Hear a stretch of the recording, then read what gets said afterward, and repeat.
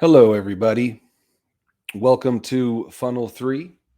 I am John Roeland. I am a organizer and a presenter at this year's Funnel Conference. My presentation today is called Cosmosophy, the Wisdom of the Cosmos.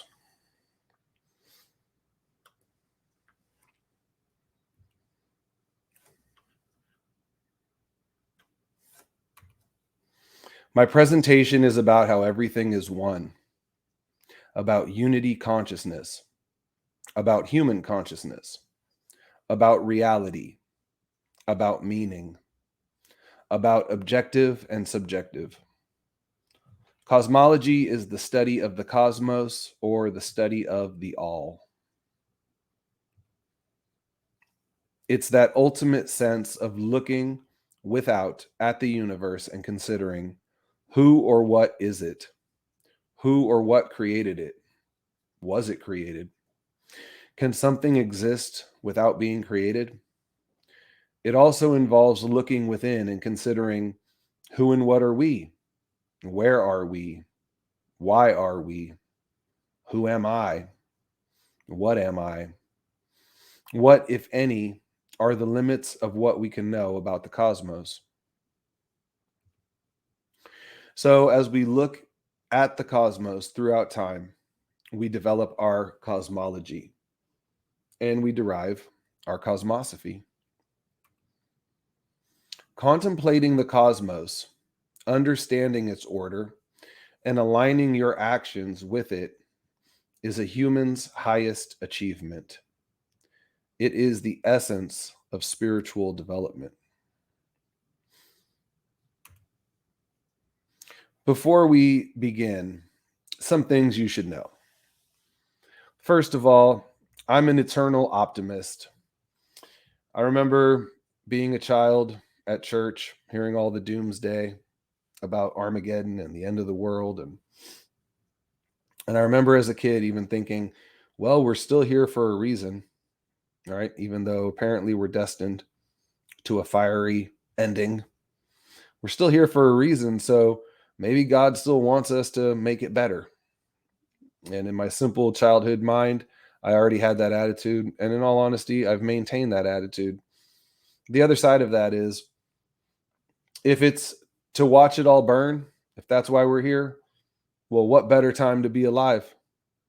I mean, there'd be other good times in history to live your life. And excuse me, I'm sure we've all been there. At some point, we lived through the different eons, the different ages, the different centuries, the different millennia. And so we've seen it. It's stored in our DNA, it's stored in the astral plane. So, what better time to be physically alive here than to experience whatever is to come? Will we pull ourselves out of this or will we watch it burn? Second, breathe. Empty your mind and prepare for reception. Breathe in through your nose and out through your mouth. Don't be a mouth breather. They want us to be mouth breathers. Next, after all of the research I have done, I have realized that no one has it 100% correct, and seemingly no one agrees with anyone else 100%. So share your unique perspective. It's important. It's what we're here to do. Know that you don't know, and you can never know the absolute. Or can you? Knowledge and belief. They're two sides to the same coin from my perspective. And there's an importance of embracing both concepts. Knowing something, experiencing something, knowing it for yourself, how to prove that you know something is very difficult in this world. Objective is always slightly out of reach, but yet there's clues to the objectivity of the world, the absoluteness of the world. There's clues there that tell us and that lead us to believe and keep us searching for that. Whatever you think you know right now forms your belief about the world. And that goes back and forth. It's good to have beliefs about what the world is. It's good to draw conclusions based off of what you know. That's what we're supposed to be doing. And there's nothing wrong with that. Also, know the power of your belief. The power of your belief can shape the world. If you don't think that's true after these last 3 years, then you're not paying attention. If there's any more, definitive sign of the power of the control of the state and of the culture over your mind, the face coverings, the gloves, these are people were not doing this prior to 2020. And so, believing in things make it real. I gave a ride to a woman doing Uber. She was a very wise woman. We had a really nice discussion on our trip. And she said to me, I tell my kids, if you can think it, it exists. And that's absolutely true. If you believe in a spiritual realm, you believe in spiritual energies. And if you don't believe in spiritual energies, think about a thought. What is that? It's an invisible thing, but it's a real energy, and you put that energy out there, and that shapes the world. So embrace knowledge and belief. Try to know as much as you can. Always strive to know, and then form your beliefs and share them with others of how you see things. Absolute reality and manifested reality, something we'll get into a little bit. You have the absolute reality, which is the whole thing, the objective reality of which, is ultimately the truth of everything. And then you have the manifested reality, which is basically everything in the cosmos, which is subjective in the sense that it's constantly changing. And it's not permanent in the form that it's in. So the patterns that are observed through the matter of the subjective manifested realm point to an objective absolute reality that we seem to just not be able to grasp. Or can we? Entertain thoughts. It is the mark of an educated mind to entertain a thought without accepting it or rejecting it. And I've gone into this, that quote has been changed quite a bit, but the premise rings true. Be open-minded, be willing to take in different ideas and consider them, ponder them. What's wrong? What's wrong with taking on a different perspective from time to time? And that's really what we should be doing. It's a big part of what the Trivium is about. The duality of meaning, the meaning of meaning. The word mean means average, right? The middle point between two opposing poles, right? So a word is not negative or positive. It's just like a tool. Depends on how it's being used. For example, the word government. The word government has a negative connotation in the modern sense of the word. If you're talking about the institution of government, the word government means mind control. So now you're talking about an institution using mind control to control the public. But the positive connotation of government is you having mind control over yourself. And in reality, that's the only thing you have control over. And it is the one thing that you can prevent other people eventually from having control over. Excuse me. We all influence each other through our government, through our mind control. We control our own minds. And then when we cooperate with others to build a community, make agreements,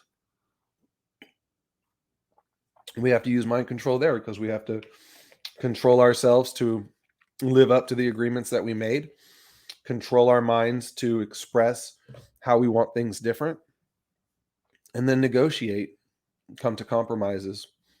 So the meaning of meaning is, for me, finding that sense of the word where it seems like such a negative.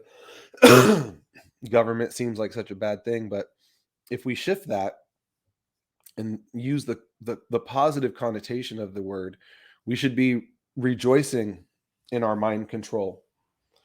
And it's the one place we really are allowed to express our will and our freedom. And remember that evil is just live backwards, right? So you're just, you're just kind of working with that opposite force, evolution and involution. But these two forces, again, when you get into occult ideas like the Hermetic principles, it's just two ends of the same spectrum, the same pole. Finally, in this little list of caveats, everyone is controlled opposition until no one is. We have to embrace this fact, especially on the metaverse. But in reality, even prior to the metaverse, I mean, if you were a Black Panther in the 70s, you had people literally infiltrating your group, infiltrating your families, and reporting on you. And when I say everyone is controlled opposition until no one is, what I mean by that is a couple of things. One, we don't know who's controlled opposition. So we may be following somebody, and now that makes us controlled opposition ourselves. And so until those people who are acting as agents and acting as controlled opposition, until they change, then nothing will change, because we'll constantly be having to deal with that on some level. So the ultimate point is we have to help change those people too, right? And we talked about this in our group the other day. I think we heard it from James Corbett, but principles, not people. So you can take the good from anybody. Pretty much everybody has some good qualities, some good ideas. Even the most evil person you could think of, you could probably discern some good out of that. So in beginning, a creation story. What would you do if you were God before creation? You are all knowing and all powerful. You have no peers. There is no one to share your omniscience and omnipotence with.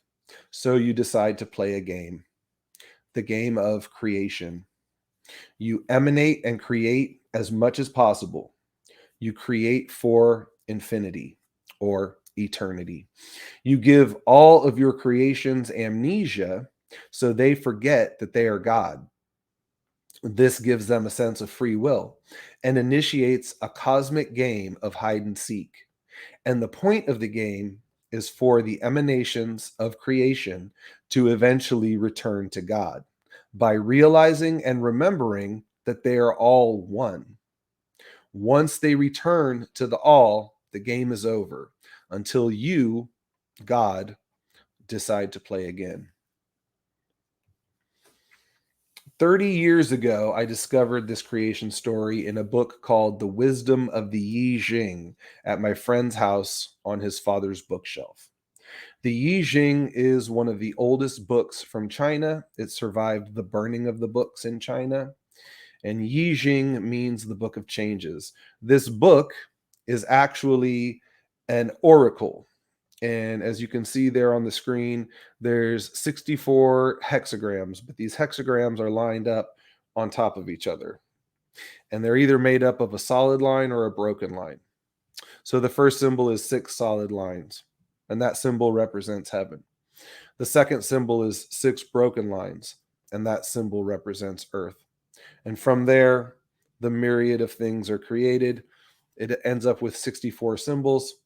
And interesting fact about this, when I found this book and I was reading through it, it was kind of like a poetry book almost. It wasn't actually the Yi Jing, but it did explain a little bit of what the Yi Jing was, which back then I didn't really understand very well. 30 years ago, I would have been 17 years old. And it explained in there that this code of solid line, broken line, solid line, broken line, if you replace it with zeros and ones, it's the binary system, and that binary system runs all computers. So I found that fascinating, that this ancient wisdom book from China had the code that eventually would create computers. So makes you think that there's something going on there, some type of synchronistic connection there between this book and the universe and technology. There's connections. Creation stories like this and occult texts like the I Ching are two important parts of an individual's cosmology.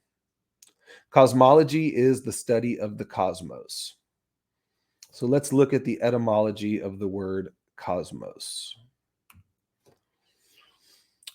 Cosmos, noun, circa 1200. The universe, the world, from Latinized form of Greek kosmos, order, good order, orderly arrangement, a word with several main senses rooted in those notions. The verb kosmein meant generally to dispose, prepare, but especially to order and arrange troops for battle, to set an army in array, also to establish a government or regime, to deck, adorn, equip, dress, especially of women. Thus, cosmos had an important secondary sense of ornaments of a woman's dress, decoration. Compare cosmocomus, dressing the hair, probably where comb comes from, and cosmetic, as well as the universe of the world. So here you see that they're talking about, dressing and, dressing the universe ultimately. Like, what is the universe being adorned with? What is creation manifesting, right? And the fact that they compare it to a woman is kind of telling, because that space part of creation is always kind of considered to be feminine, the feminine aspect, and the impulse to create, and to interact with that matter would be considered the masculine principle there. Pythagoras is said to have been the first to apply this word to the universe, perhaps originally meaning the starry firmament, which makes sense because the starry firmament looks like a decorated dress in itself, like a jeweled sky, but it later was extended to the whole physical world, including the earth. For specific reference to the world of people, the classical phrase was he oikoumeni, the inhabited earth. I don't speak Greek. Cosmos was also used in Christian religious writing with a sense of worldly life, this world, as opposed to the afterlife. But the more frequent word for this was aeon, literally lifetime or age. So again, this is looking at the manifested reality we're in, not necessarily being to go beyond that. But again, the human mind is capable of considering what's outside of that boundary, if anything. And again, this is that practice of, considering what the cosmos are and what our place is in it. The word cosmos often suggested especially the universe as an embodiment of order and harmony, also from circa 1200. So we're looking for order and harmony in the universe. Cosmology is the scientific study of the origin, evolution, and eventual fate of the universe. Two types of cosmology that you will deal with is a metaphysical cosmology and a physical cosmology. So a cosmology you can touch and a cosmology that's beyond your touch. From Wikipedia, religious or mythological cosmology is a body of beliefs based on mythological, religious, and esoteric literature and traditions of creation myths and eschatology. Eschatology being end of the world myths. In the science of astronomy, cosmology is concerned with the study of the chronology of the universe. Physical cosmology is the study of the observable universe's origin, its large-scale structures and dynamics, and the ultimate fate of the universe, including the laws of science that govern these areas. Just want to point out that, ancient cosmologies were mostly non-physical cosmologies. Not that they didn't think that there were physical items out there in the stars or out, in space, but that they definitely didn't have any idea of being able to touch it. These were all metaphysical ideas. It is investigated by scientists, including astronomers and physicists, as well as philosophers such as metaphysicians, philosophers of physics, and philosophers of space and time. Because of this shared scope with philosophy, theories in physical cosmology may include both scientific and non scientific propositions and may depend upon assumptions that cannot be tested. Physical cosmology is a sub-branch of astronomy that is concerned with the universe as a whole. Modern physical cosmology is dominated by the Big Bang theory, which attempts to bring together observational astronomy and particle physics. Theoretical astrophysicist David N. Spergel has described cosmology as a historical science because when we look out in space, we look back in time. We bind back due to the finite nature of the speed of light. Metaphysical cosmology has also been described as the placing of humans in the universe in relationship to all other entities. This is exemplified by Marcus Aurelius's observation of a man's place in that relationship. Quote, "He who does not know what the world is does not know where he is, and he who does not know for what purpose the world exists does not know who he is nor what the world is." So, how do we study the metaphysical cosmos? We start from where we are in our body, soul, and mind, and through our consciousness. Your consciousness is first affected by your family. Who were you born to? What type of comfort and safety they're providing for you. I used to work in childcare, and I saw kids that were adopted and that had no one really caring for them. And those kids were really messed up at a really early age. And obviously, that's going to affect your consciousness. So, very important to think about that when you're starting to raise a kid and, supporting their healthy consciousness. Um, the state. The state pretty much intervenes on you. I was born in 1976, and you know, I was touched by the state. Where did he touch you? Um, Nowadays, I mean, you can't really participate in society without being touched by the state in some form or fashion. So, before you even get into the school system, the state already has an influence on you, obviously. And so that is going to affect your consciousness. It's sort of like an extended family, extended parent, right? Sitting there telling you no, telling you what you can and can't do, making you think twice about things, maybe telling you not to ask questions. Hopefully, your family is telling you to ask questions. I think I was blessed with that. Religion. Religion comes in pretty early for most of us. Religion comes from a Latin religare, to bind fast, via the notion of place an obligation on or bond between humans and gods. Again, getting into the dual meaning of a word here, true religion is to bind back to the creator. Part of the understanding of the cosmos is through binding back mentally and spiritually in order to comprehend the nature of the all. This is where the impulse towards spiritual development comes from. Our desire to know and then to flow or to glow. We don't know for sure. False religion is when you bind back and you don't go far enough. There are many, many false gods to bind back to and get stuck on upon your journey. The 9th century Chinese Buddhist monk Linji Yixuan famously told his disciples, "If you meet the Buddha on the road, kill him, because that's not your enlightenment. Your enlightenment is not going to be found by some Buddha on the road telling you that you've reached enlightenment.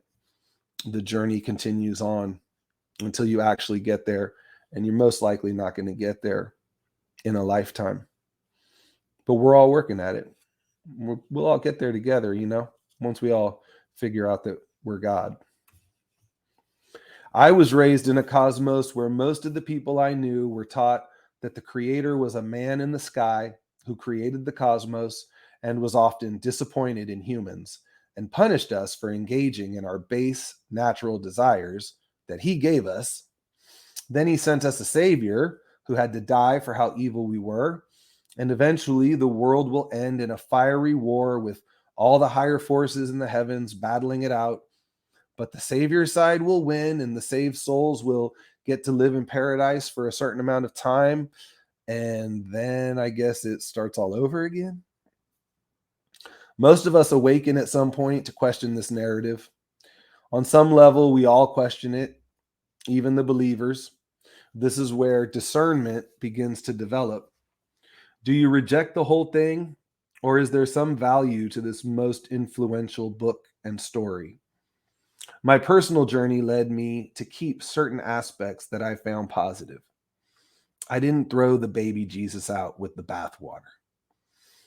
I had actual spiritual, mystical experiences facilitated through this religion, this church. I remember being at church camp and, singing and praying and all that, and like really feeling a heightened spiritual energy there. Later I kind of realized that like if you get people together and you put that energy out, I mean, you could be focused on anything, but I definitely felt something. Jesus as the role model, looking at Jesus not as like your God and Savior, but as a person showing you the way to live. Jesus saying that we can achieve the same and more, meaning that he wasn't a God, he wasn't special. We could all achieve this.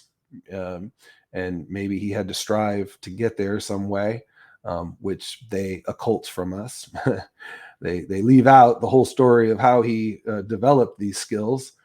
But then finally, Jesus as a healer. I mean, the whole point of the story is Jesus healing people and, getting people to believe that they can heal themselves, that they're more than just this physical body that's breaking down and holding them back.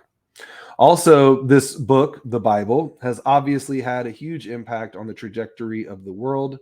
Therefore, it must hold a value to investigate it just based off of that fact alone.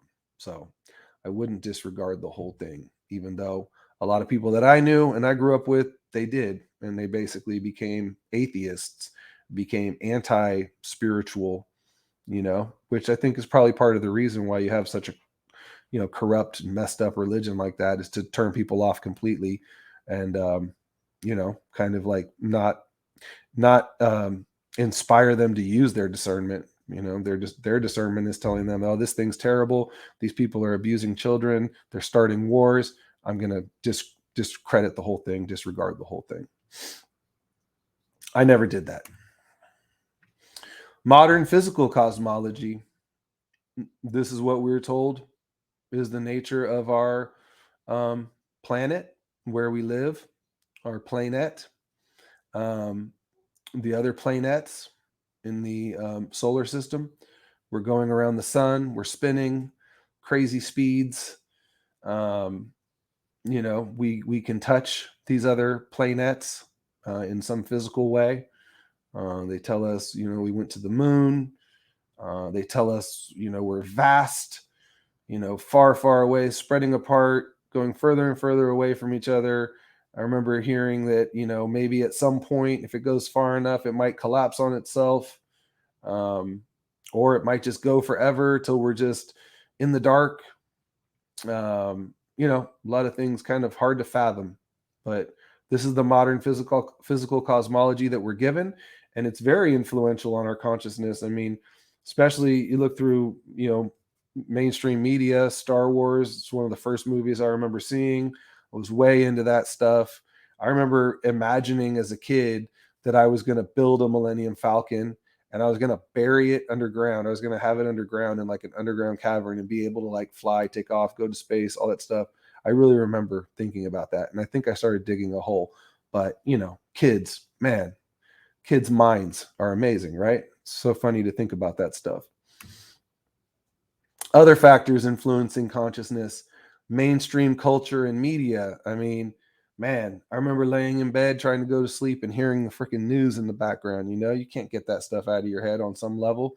Radio's constantly going, commercials, clothes, toys, news, just constant bombardment from this signal of mainstream culture through advertising, through peers, through school. Speaking of school, the next one I have here is public education, right? Again, you're influenced by your peers, the way that they run public education. That's a whole presentation in itself. Shout out David Rodriguez. Shout out Dana Martin. Shout out Will Keller. The public education system has a lot, leaves a lot to be desired. Definitely there to make you a good citizen, kind of teach you bad habits. Some people can, succeed in there, and that's fine. But, in general, I think it probably leads to more problems than good.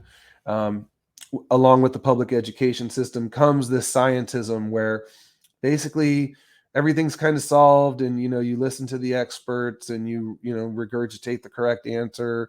Not a lot of stimulation in thinking in terms of the trivium and discernment. And in world history, we have a certain narrative of world history that we get fed to us over and over again, mostly just the history of our country. They do a terrible job of teaching the actual history of the world. And then another influence on consciousness is mind-altering drugs. These things can open you up to different aspects of yourself, different aspects of reality that you didn't see there before, you didn't think about before. This could be with things as simple as marijuana, and then things a little more intense like shrooms and LSD and all different kinds of mind-altering drugs. I really think every drug is a mind-altering drug. They just kind of serve different purposes. Even alcohol, when I drank it as a kid, I remember it being like a mind-altering substance to an extent. That ends pretty quickly, though. The history of religion, the syncretism between the beliefs of different people in the world. This was a journey that I went on, like right when I got out of high school. What did I want to learn about on my own? I wanted to learn about the different world religions. And that, for me, that syncretism of all the different religions leads me to a higher sense of spirituality, which eventually led me to occultism and the understanding of what occultism is. I never would have really considered a book like the Yi Jing an occult book, but clearly it is. So I was reading those things, but I wasn't necessarily considering it the occult until really rather recently, and understanding what the occult is in general. Also, coincidences and synchronicities. When I was in high school, we used to call them the omens, little things that happen that like there's some connection to them. And the idea of the word coincidence, two connected incidences, that the modern connotation of it is to say, oh, well, that's just a coincidence, it's just random. But in reality, it's just two coinciding events. And if you realize that this is a sign of synchronicity, you do raise your consciousness and you start seeing it as a sign from the universe. Like, to me, when I see those little synchronistic things throughout my life, that has shown me or made me believe that there is a God. There is something deeper going on here. And so there's a book that I read probably in my early 20s, late teens, called The Celestine Prophecy. Pretty famous New Age book, but that's one of the first concepts they get into, is that these coincidences matter and that they're for a reason, not to just say, oh, it's just a coincidence. No, I thought of that person, I run into that person, there's maybe a reason for me to talk to that person. And so then this leads into pattern recognition. As you get older, you start recognizing patterns in society, and that starts to teach you about the nature of reality and how the world works. And that pattern recognition hopefully gets stronger as you get older, and you can continue developing it. And as you continue developing that pattern recognition, you keep asking, just like Marvin Gaye asked, what's going on? What's going on? In my search through the world religions, one that I found that I connected with right away was Daoism. Turns out Daoism is connected to the I Ching, both coming out of China. Daoism was written by a man named Lao Tzu, who legend says was the reader of the I Ching, the diviner of the I Ching for the empire. And as he was leaving the empire because it was collapsing, some guard asked him, share your wisdom with us. And so Lao Tzu sat down and wrote this book. And from chapter 1 of the Tao, the Way, the book of the Way, the Tao that can be spoken is not the eternal Tao. The name that can be named is not the eternal name. The nameless is the origin of heaven and earth. The named is the mother of myriad things. Thus, constantly, without desire, one observes its essence. Constantly, with desire, one observes its manifestations. These two emerge together but differ in name. The unity is said to be the mystery. Mystery of mysteries, the door to all wonders. So again, connecting it to the I Ching, right? The nameless is the origin of heaven and earth. So, you can't really comprehend God, but from God comes heaven and earth. And what does the Bible say? In the beginning, God created heaven and earth. Oh, see some syncretism there, right? The named is the mother. Again, we adorn the mother, right? The named things that you can see is the mother of myriad things. So heaven and earth is the mother of myriad things. Nature is the mother of myriad things, right? Without desire, you observe its essence. So if you can rid yourself of desire, you can see the whole thing in its unity consciousness, in its oneness. But with your desire, you observe the separateness and the manifestations of it. These two emerge together, but differ in name. The unity is said to be the mystery of mysteries, the door to all wonders. This gets you on your path to seeking the mysteries. Consciousness is connected with conspiracy and searching for understanding in the world. Conspiracy theories pull you in, at least for me, pull me in, pretty early. I always knew there was something wrong with the Kennedy story. And, I knew my mom was a big fan of the Kennedys just through osmosis. You could, the way they talked about them. And I used to ask her, well, why don't you care about what actually happened? And my mom would say, well, what can I do? Right. And, that was more the attitude back then, but I was a young buck, like, wanting to do something about it. Who really did that? Like, let's figure it out. What happened? Like, it's clearly wasn't some guy hanging out of a window. It obviously didn't make any sense, but that kind of opens the door for you.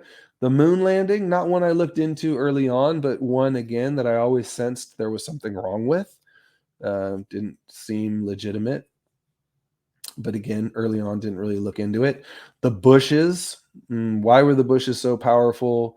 Why did they get away with so much? I remember, just delving into that towards the end of high school, getting closer to the year 2000, but kind of knowing that George H.W. Bush, bad guy.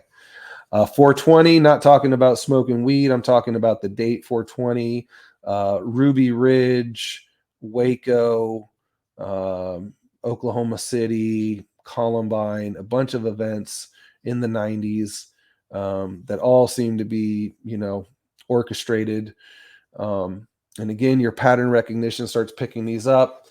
Back then, it wasn't as intense, but you knew something was wrong with these stories. Then the big one, 9/11, which again, even for me, I didn't wake up to it right away.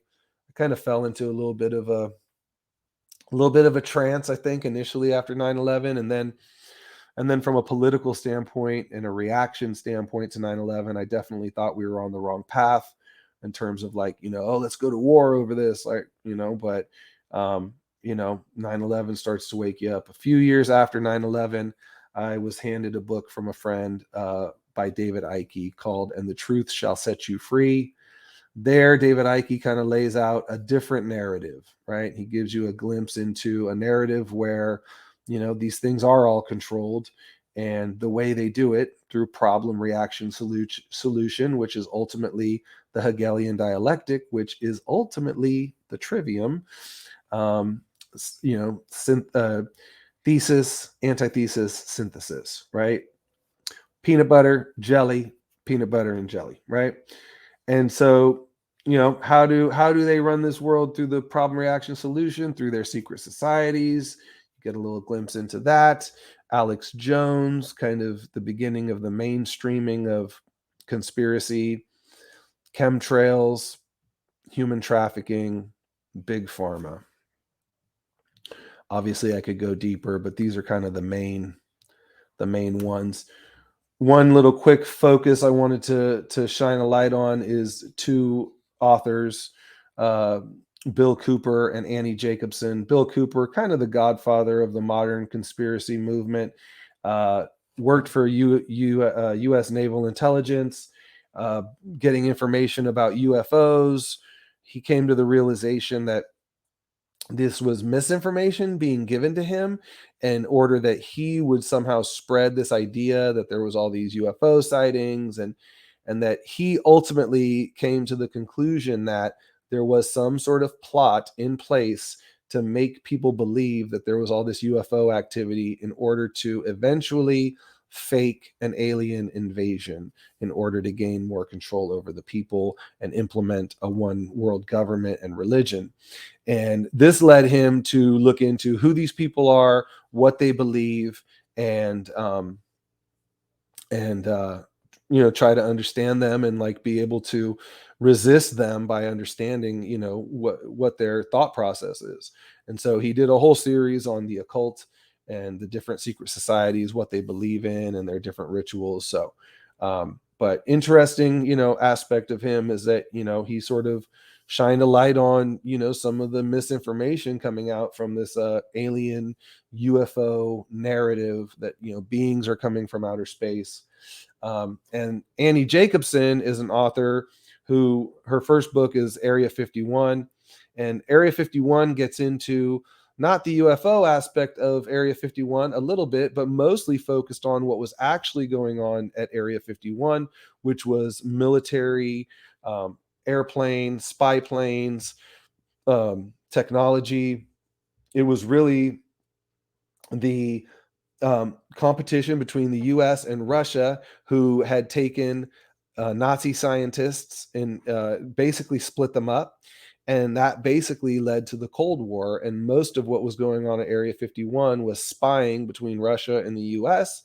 And at the end of that book, she mentions an interview with a man who was there during Roswell, and that he claimed in this interview with her that the flying saucers that they recovered had Russian writing on them, and that the beings that came out were actually human, but they had been deformed and like basically like genetically modified, physically modified. Think Joseph Mengele type experiments. The idea was that Russia had actually put these young beings into these UFOs, flew them over the United States, crashed them in order to create a frenzy. So apparently they got the idea from the War of the Worlds and the fact that people went crazy in America over that radio show. Russia saw that as something they could take advantage of. But Annie Jacobson's book, she also does Project Paperclip, the Pentagon's Brain, about DARPA phenomenon, about the research into astral voyaging and things like that. But again, those both found kind of interesting because they both sort of shined a light on the false information coming out about UFOs and things of that nature coming from other planets, things like that. But what do we ultimately learn from going down all of these rabbit holes of conspiracy? We learn that we have been lied to about almost everything, and what we have believed about the world is mostly false. The reason why world leaders lie to us is to maintain mind control over us. They want to keep us reliant on them. Excuse me. This is done by disconnecting us from our true nature, by distorting reality and the understanding of the cosmos, thus resulting in us turning to false government to solve our problems. We also learn that we need to take accountability and re-engage with the world in order to understand the reality of what's going on. We have to rediscover the truth that has been obfuscated and realize that our choices have been negatively influenced by bad information and have helped to perpetuate the problem that we have in this world, which is people enslaving us without our consent. We have to start making better choices that protect the sovereignty of those who want to step into their true selves. We also feel the responsibility to inform others of the truth in order to encourage them to explore their own sovereignty, and so they respect the sovereignty of others as well. Also, from connecting consciousness and conspiracy is that you learn about natural law, morality, and occultism, and the fact that there is moral laws in the universe that show us that we should behave in a positive way. And that moral law in a moral way. And that moral law, from my perception, comes from humans, in the sense that we are the ones that are facilitating it. We are the ones that it's what we're here to do. We have the system of morality built within us. The system of morality is an angel on your shoulder and a devil on your shoulder. And so if you're using that system of morality to find the meaning, to find the solution, the middle way, the middle path between those two poles, you are using morality. That's a moral decision. Even something that could end up being harmful could technically be moral if you put it through the process. So that's my take on it. And then occultism, is really just the study of the spiritual realm. Occult means to hide or hidden from the eye. But in thinking, again, dual meanings, yes, the information is hidden from us, but also the information itself is hidden. It's invisible. It's spiritual. So it's already occulted by nature. The spirit is occulted by nature. The spirit is something you sense, that you recognize the pattern of it, and you recognize the synchronicity, and that's how you understand the spiritual realm. But it has been occulted from us, and that's kind of the mystery of it all, isn't it? But again, the dual meaning, you could also look at it as that information is then actually hid from us by the people who have it, right? Heed these words, you who wish to probe the depths of nature. If you do not find within yourself that which you seek, neither will you find it outside. If you ignore the wonders of your own house, how do you expect to find other wonders? In you is hidden the treasure of treasures. Know thyself, and you will know the universe and the gods.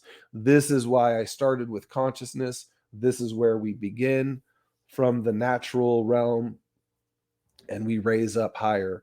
But we begin from ourselves, our own consciousness. You want to have a good foundation there as you work your way up into the higher realms and understandings. After getting through all of that portion of my experience delving into consciousness and conspiracy, and then opening my mind up to the occult by learning about natural law and from content creators like Mark Passio, who really opened me up to the idea of the occult, and that it's not something scary. You can get into it. The one occult person that I wanted to get into at that time was Rudolf Steiner. Man, I've listened to hours and hours of audio of Rudolf Steiner. He did an amazing job of documenting his work. He has really great just philosophical work on his own in his early years, but then he goes into his esoteric and occult knowledge. Talk about a syncretist. I mean, he basically can talk about any religion and show you the occult significance.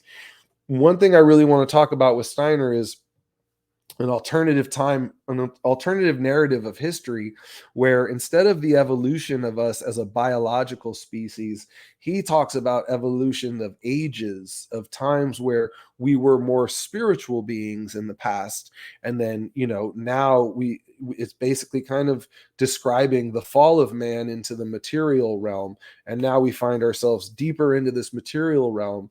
But what's great about Steiner is he's always kind of trying to show you like why this, is necessary for this time.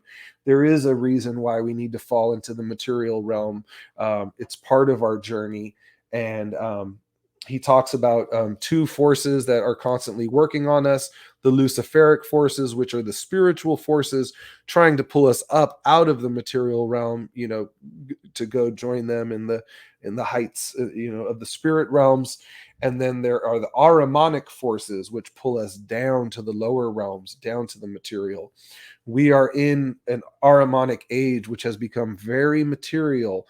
We've moved away from spiritual ideas. You can see this in a lot of different areas. You see it in religion, Christianity. They wanted to remove spirituality from that book. Obviously, scientism removes the idea of the ether, a spirit realm, energy realms. They want to make everything a mechanistic process of biology. And so Steiner ends up, he was influenced by Theosophy, which I'm going to talk about in a minute. But he, clearly had his own ideas already. I think the Theosophical Society helped him to kind of shape, his understanding of the different realms. But, he speaks about these different levels of spirit realms and different levels of spiritual beings. And what's good about Steiner too is he kind of goes back and forth from anthropomorphizing those beings, but also, talking about them as impulses that we feel and impulses that affect us. And he wants to, really establish the importance of understanding these spiritual realities that have these effects on us, and that it's going to be hard to survive in the world and create, a world of alignment with nature if we're not aware of these spirit realms and we act like they're not affecting us. So that's my little spiel on Steiner. There'll be more on him in a few minutes. Theosophy, basically, H.P. Blavatsky in 1888 put out the book The Secret Doctrine. And here I'm going to get into a little reading of hers, which kind of touches on sort of another creation story. The first proposition: an omnipresent, eternal, boundless, and immutable principle on which all speculation is impossible, since it transcends the power of human conception and could only be dwarfed by any human expression or similitude. It is beyond the range and reach of thought. In the words of Mandukia, unthinkable and unspeakable. That is the absolute, right? To render these ideas clear to the general reader, let him set out with the postulate that there is one absolute reality which antecedes all manifested conditioned being. This infinite and eternal cause, dimly formulated in the unconscious and unknowable of current European philosophy, is the rootless root of all that was, is, or ever shall be. It is, of course, devoid of all attributes and is essentially without any relation to manifested finite being. It is beingness rather than being, in Sanskrit, sat. and is beyond all thought or speculation. This beingness is symbolized in the Secret Doctrine under two aspects. On the one hand, absolute abstract space, representing bare subjectivity, the one thing which no human mind can either exclude from any conception or conceive of by itself. On the other, absolute abstract motion, representing unconditioned consciousness. Even our Western thinkers have shown that consciousness is inconceivable to us apart from change, and motion best symbolizes change, its essential characteristic. This latter aspect of the one reality is also symbolized by the term the great breath, a symbol sufficiently graphic to need no further elucidation. So she's describing everything starting from this unnameable, unthinkable thing that's immutable, doesn't change. This is the objective reality. And then when it starts creating the manifested reality, this is the manifested conditioned being. And this is the one thing that we can't, we can't really imagine, the absolute, but we can look at the manifested reality, and we can divine the absolute through the manifested reality. That's my take on it. But anyway, just wanted to touch on a little bit of theosophy and Rudolf Steiner. The Bhagavad Gita, the Secret Doctrine was taken from Hindu ideas, and very much related to Hindu spiritual beliefs. And even though the book, Madame Blavatsky channeled that book, it's not a book that you can read. At the time when I was learning about natural law and coming to the understanding of that philosophy, that there is moral laws in the world, and that how we behave is how the world gets created. I was also reading about the Bhagavad Gita, and in the Bhagavad Gita, Krishna is having a discussion with Arjuna, and Krishna is the God, and Arjuna asks him to show him his real self. And here he shows him his real self, and he expands outward into the whole universe, and he sees Krishna as the whole universe, as the supreme being. And this led me to realize that natural law is showing you the process of the cosmos, how the cosmos works. But my mind was kind of going to this idea of, what does it look like? What is the cosmos, right?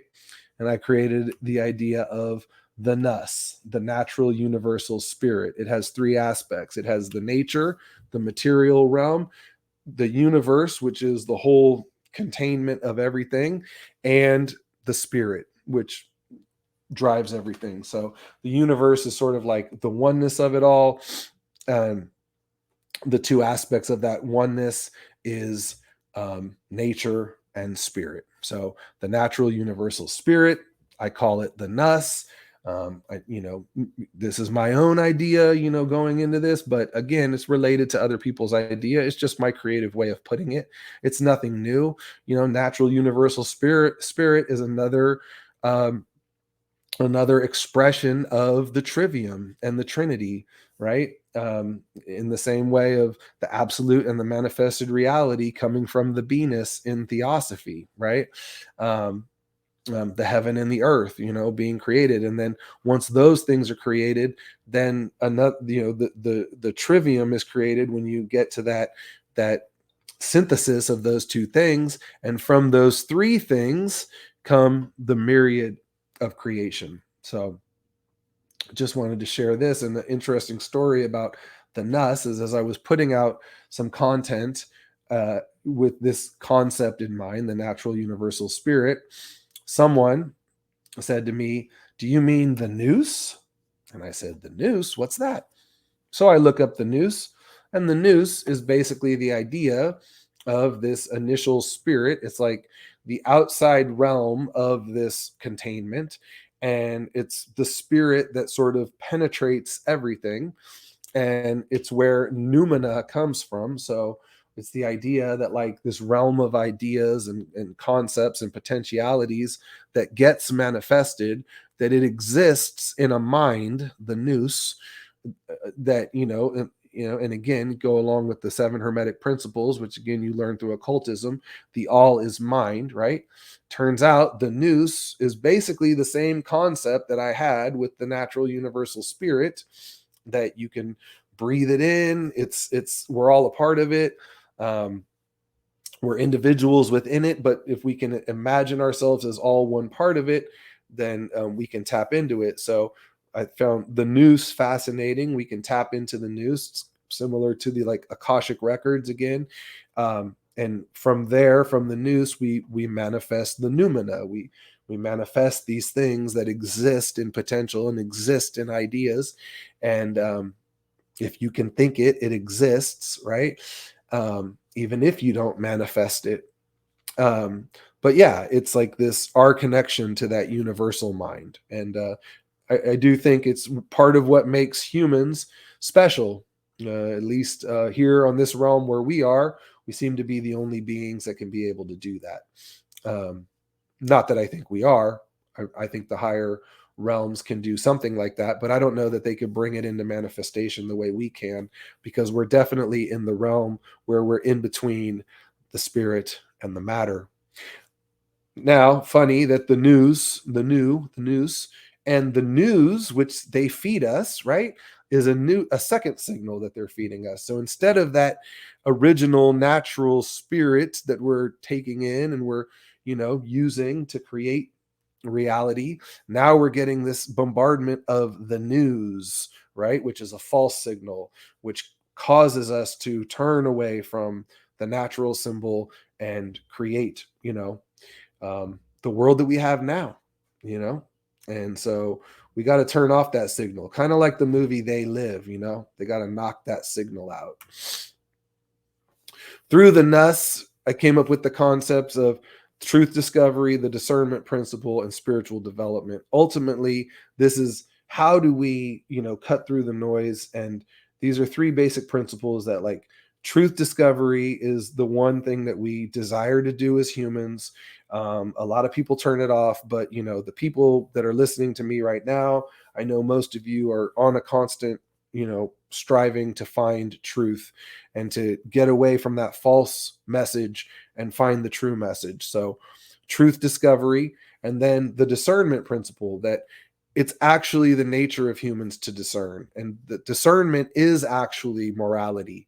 Discernment is this process of the trivium. It's like, go, don't go, and then you make your decision, left, right, down the middle, the devil and the angel on your shoulder, and you have to discern and like make the right decision. And through that process, you develop a better morality. You work on that process. You understand, like, we're all trying to make the world a better place ultimately, or we should be. And our moral system that's built in us is telling us that on some level, even if it's broken in some people. There's got to be a sense of, wanting to discern what's right and do the correct thing. And this leads then to spiritual development. And this is a lot what Steiner gets into also, that like our job as humans is to intellectualize this truth discovery process and then like turn it back into the spiritual development, bring it back from, we came down to this material realm in order to have these epiphanies and revelations in the intellectual realm, to understand them intellectually, where beings in the past would just have these revelations automatically. Our significance is to put it through this process of discernment and to then develop through that way. So again, I see it as the fall of man into this material realm, and now the raising up back out of it, up into the higher realms. And this may be a wave that continues. These may be different eons that we go through in the cycle. The flat earth psyop. Just because it's a psyop doesn't mean it's not true. A psyop is there to divide us. And, clearly they have us arguing about this small aspect of this issue. Is it flat or is it a sphere? Those 2 terms are problematic anyway, but again, just because it's a psyop doesn't mean it's not true. And in a lot of cases, both sides of the psyop, both sides of the dialectic they give you are not true. And in this case, I think that's absolutely the case. There's problems with the modern cosmological model, and there's problems with the flat earth model that they give us. And we need to work to find the meaning of what's really going on here. That's part of the ending and the main point of this presentation. Crow 777 radio is something I would point to for people. Here's a man who said, I'm not going to listen to what the modern people are telling me. I'm going to go look for myself. He got himself a telescope. He went and looked at the sky, and he will tell you in a very rational way that what we've been told is wrong. And he's discovered things about the moon that we were never told. He's showing you things that NASA won't show you. And he's not the only one doing it. I'm pointing to him because if you go to that content, you can find what he's talking about and other people who are doing the same things, and the importance of us being in this time where we have the technology to look at these things ourselves and solve these problems ourselves. This is important for us to engage in. The foundation is morality, but we move into rediscovering what has been hidden from us. So now I want to talk about contemplating cosmologies. Here's an image of Hindu cosmology, where the plane in the middle is where we are, and there's spiritual realms above us and spiritual realms below us, and ultimately we're encapsulated in some sort of egg, universal egg. And as you see outside of the eggs, there's other universes. So they believed that we weren't the only universe. There were other universes that existed outside of us. Buddhist cosmology, what I find interesting here, again, you see the higher spiritual realms. In Buddhism, they teach to, meditate and raise yourself up to the higher realms, highest realms, and sort of be able to look down on the absolute reality, the manifested reality, all the different aspects of reality. And so I also find interesting about this that this has now blocked out the higher realms or the multiple universes. It's sort of brought us down to our realm, right? And obviously Buddhism is connected to Hinduism because Buddha was a Hindu, and but it makes sense that they would have a similar cosmology. But you've got the lower realms, the hells, and you have us there in the middle realm. Norse cosmology has us in Midgard in the middle realm with 9 realms around us. Sumerian cosmology, the world of Sumerians is like an inverted plate in a salty ocean. Below this plate lie the hell called Kur by Sumerians. Above the plate are the arched roofs of heaven. The whole system is embedded in a freshwater ocean. Rain comes from this freshwater ocean by opening doors in the vaults of heaven. Egyptian cosmology. Hebraic cosmology. Now a shift happens. They start looking at it as rings surrounding the earth, right? But they still had a concept that these were spiritual realms, right? And they all represented certain things. This is, where a lot of our astrology and astrology comes from, right? That these are spiritual entities that are out there, right?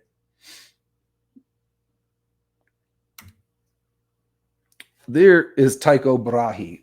Now, if you listen to Crow 777, he talks very highly of Tycho Brahe. Tycho Brahe, he has a system in place where the Earth is in the center, the sun circles the Earth, but the sun also has planets that circle it.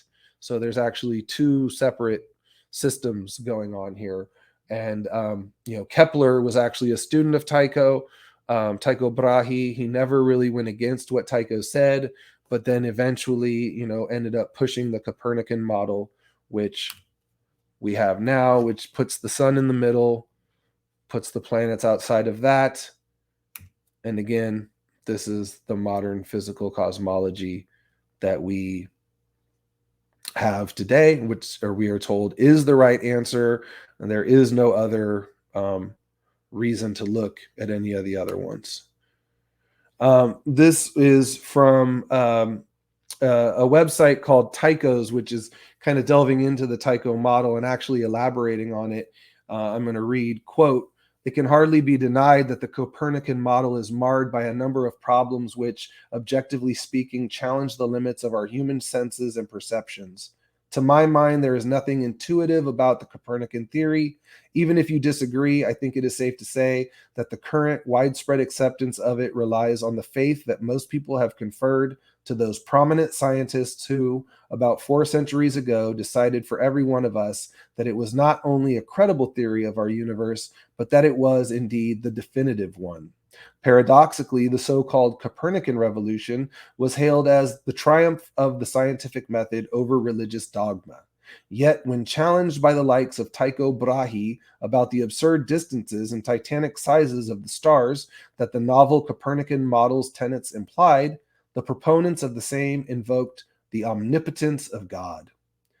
Quote, Tycho Brahe, the most prominent and accomplished astronomer of his era, made measurements of the apparent sizes of the sun, moon, stars, and planets.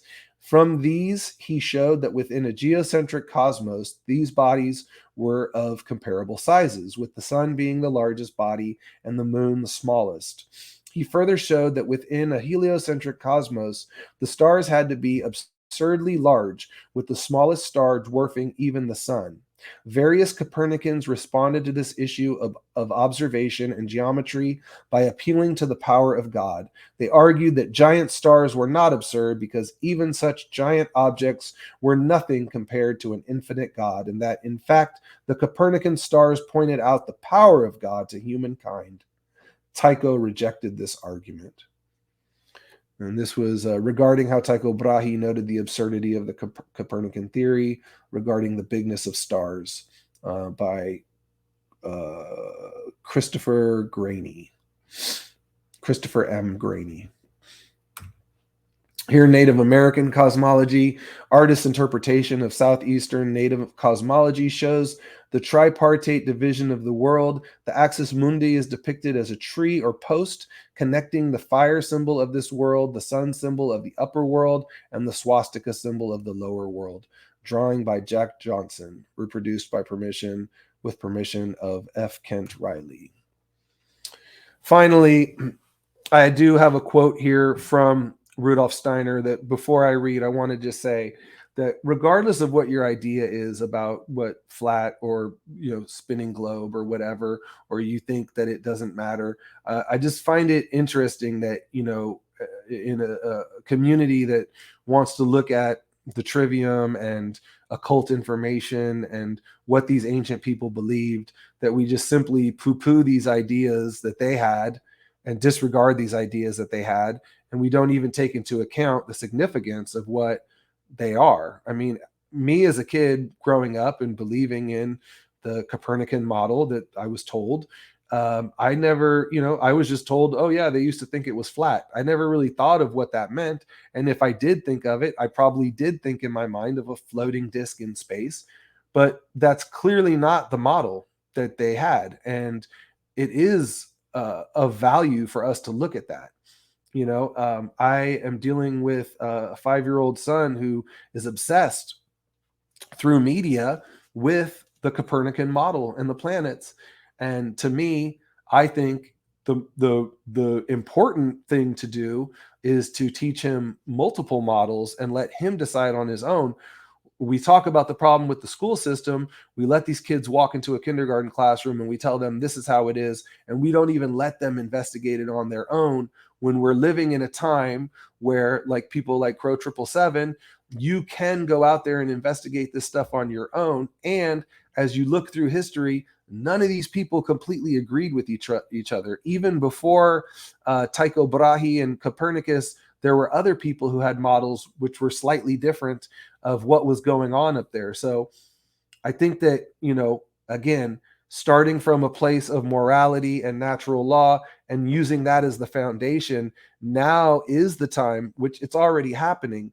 We need to continue searching and rediscovering what we've been lied to about. And we're in a time with access to technology where we can look at these. And something about Crow 777 I just wanted to say is like, he's talking about shooting the sun, and that he's getting indication that there's some other object up there by the sun, and that potentially it is some type of binary system, and it may be some type of second sun. Now, think about that in terms of the flat earth debate. You think that if someone comes through and proves with photo evidence that there's a second sun, I mean, that's going to flatten people and destroy their idea of what they thought is true. So I just want, everyone to keep that in mind. Again, the flat earth psyop is to keep us down here in this conversation, not even getting up here into like, what is the cosmology? What are the spiritual realms? What does Mercury represent?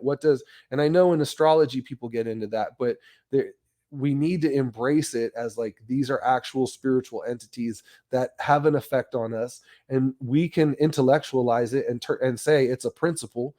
It's the same thing. We can say it's a principle that's affecting us, or you can look at it as, animize it and look at it as an actual entity. Back in the day, they just saw these things as entities. Now we've sort of moved away again from the spirit and down into the material realm. So we've intellectualized it. And so one thing I wanted to say too, I know I'm over my time a little bit, is that all of these scientism theories, if you look at them, they all have a connection to occult. They have occult underpinnings, right? So the Big Bang Theory, I mean, it's the same creation story. It's just some kind of nothingness, and it just explodes into everything, right? So the theory of evolution, right? I mean, they make it a biological evolution, but in reality, if you look at Steiner, there's a longer evolution going on. We were on the sun at one point, and then we went into the moon phase, and then we went into the earth phase. And I may be out of order with that, but again, that idea of evolution already existed in the occult, right? Freud's ideas were already in the occult. Freud's ideas are pretty much based on like a trivium type of concept, ego, id, ego, and super ego, so it's like, and even like when I did study Buddhism, I was like, oh, the Buddhists were already talking about this years before Freud made it mainstream and made it intellectual and made it material, right? So don't disregard the modern scientific theories either. They say that Isaac Newton, he was an occultist, and he actually had beliefs about the sun causing gravity, right? But like then he ended up putting out his theory that ultimately supported the globe theory, and the idea of like, if you look at that theory as an attempt to them to obfuscate the reality of what was going on, then all of the theories that came back after that kind of supported that. And it also kind of gave credence to what science was doing, that they were actually discovering something about the universe that wasn't already understood by the occult. So that's my last little rant. And I did want to read this last quote from Rudolf Steiner. When one speaks of the Copernican and of the Ptolemaic systems, one must have it clear in one's mind that in the Ptolemaic system, something still remains of the constellation of ruling spirits, and there the earth must be taken as the starting point of the perspective. A future will come when this world system will again be the correct one, because man will again know about the spiritual world. It is to be hoped that men will be then less fanatical than they are today. Today, it is said, before Copernicus, people all talked nonsense. They all had a primitive world system. Since Copernicus, we at last know what is right. All else is false, and because the Copernican system is the right one, it will be taught in all ages, even if it were for millions of years. This is more or less the talk of the day. And Rudolf Steiner's day was about 100 years ago. There hardly ever existed such superstitious folk as are the modern astronomical theorists. And there hardly ever was such fanaticism as there is in this domain of science. It is to be hoped that future generations will be more tolerant, and that they will say, from the 15th or 16th century, men ceased to be conscious of the existence of the spiritual world, and that one must have other perspectives in the spiritual worlds, that there one must arrange the heavenly bodies into a different order than when one observes in a merely physical way. So I implore you to delve deeper into the spiritual world, delve deeper into these conversations, have these conversations in a rational, well thought out way, using the trivium, using debate, and let's move forward with not only promoting rights and freedoms and natural law, but we have to continue to build and to uncover what it was that we were lied to about and what it is that we actually are, to be able to look out at this entity that we call the universe, the world egg, and see it for what it is. There was a time when we could see it, and we've fallen to a point where we can't see it anymore because of this scientism, because of this material realm. So it is a balance. I'm not rejecting the material realm. I'm just encouraging more of a push into the spiritual realm, into the consideration of what in the cosmos is going on. Thank you for listening. Sorry I went 6 minutes over to my other organizer friends. Thanks to all the other presenters who are doing such a great job today. And I will see you all very soon.